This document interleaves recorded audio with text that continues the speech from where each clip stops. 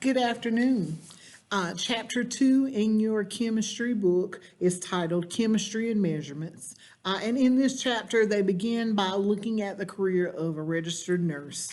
And they go into specifically what registered nurses do and how they assist physicians. Then in the beginning of chapter 2, we start talking about our units of measurement. We go into the SI system or the metric system. Please remember that SI stands for System International, which means that it's used by every nation on Earth. There are only 3 nations who have not converted to the metric system. The United States is one of those, and because we have not converted, that forces you to learn 2 separate systems of measurement.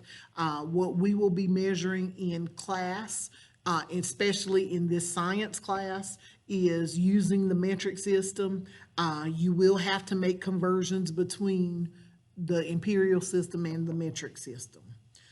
Your book mentions that when we're talking about volume, that the unit we generally use to measure in the metric system is the liter. When we're measuring length, we use the meter. When we're measuring mass, we use the gram. When we're measuring temperature, it's measured in degrees Celsius. And when we're measuring time, that is measured in seconds. In the SI system, though, volume is generally measured in cubic meters. Distance or length is measured in the units meters or some variation of meters. The SI base unit for mass is the kilogram. For temperature, it is the Kelvin. Notice there is no degree on the Kelvin. It's just the Kelvin. And when we're measuring time, that is again measured in the seconds. These are considered to be like our base units for the SI system. Your book then goes on to explain what each of those is, what the quantities, volume, length, mass, temperature, and time are. Please make sure that you learn the conversions with like your metric prefixes. So you should know that 1 liter equals 1,000 milliliters, and that prefix milli, since it means thousand, that's where we get 1 liter equals 1,000 milliliters. Your book also eventually talks about how in the medical field, when you're measuring volumes of like 1 milliliter in the medical field, they're represented by cc's or cubic centimeters, because 1 milliliter and 1 cubic centimeter are the same volume. So please be familiar with that. Again, you'll need to learn your metric prefixes. And those are like your centi, milli, deci, kilo. Those are all prefixes that you need to learn what their values are and how they change the actual base unit for our number. In the next section, your book talks about measured numbers and scientific and significant figures. Significant figures is a major thing in chemistry. Please make sure that you understand the rules. There's a rule giving the rules for sig figs in table 2.2 in your textbook. They give you a number there, they give you a measured value, and then they tell you how many sig figs that measured value has. In the next little section, it talks about when zeros are significant, and when you're looking at scientific notation, how many significant figures are there in numbers that are in scientific notation. Please make sure that you get a really good understanding of that, because as I said, significant figures is major in chemistry. When you're doing your work on mastering, it is going to generally tell you how many sig figs to give your answers with, and so you need to follow those rules as they're given to you.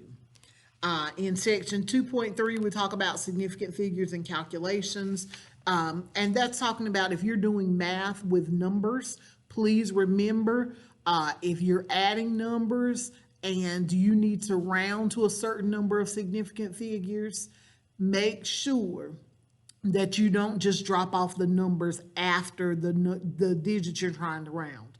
Or please remember that all of your values should be rounded to the correct number of significant figures. Don't just drop digits off. They all should be rounded.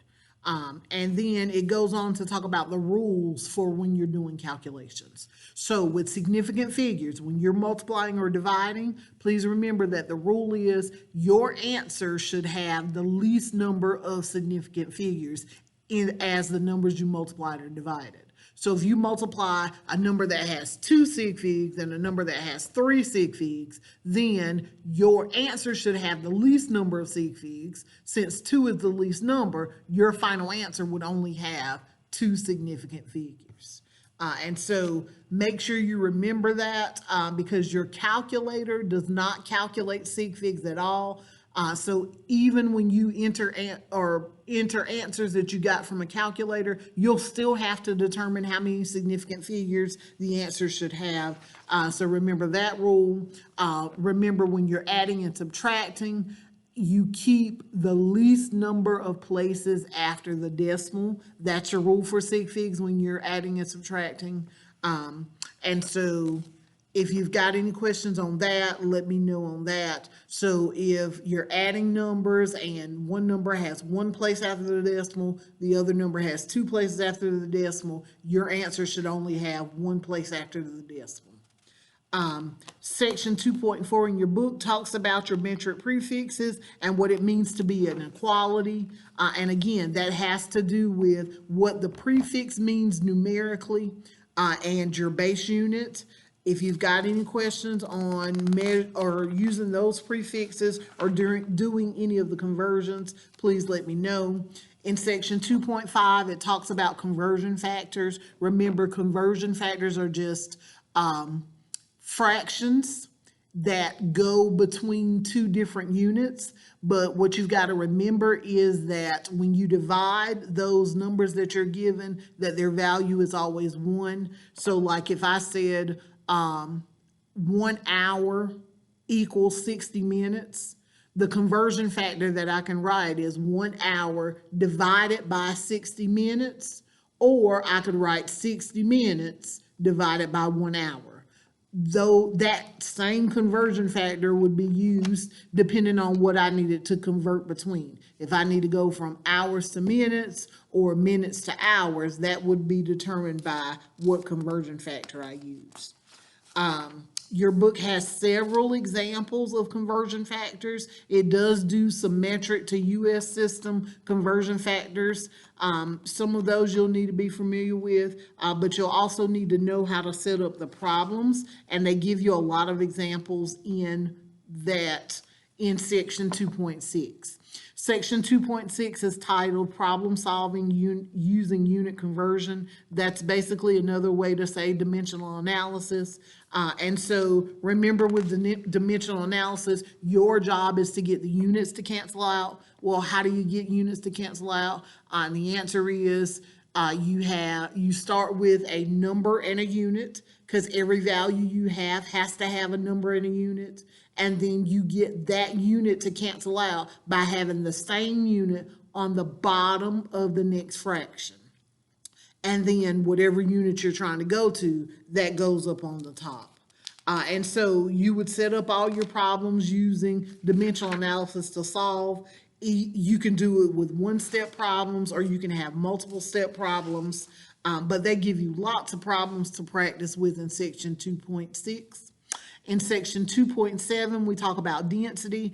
The units for density are derived units because they're a combination of base units. Remember, density measures your mass per your volume. So you'll have a mass unit on the top as the density unit divided by a volume unit. So units like grams per milliliter, they describe density. Your book then goes specifically into what density means and how you can compare density. It also talks about how to calculate density. So if they give you a problem where they give you a mass unit and a volume unit, then how do you find the density for those numbers?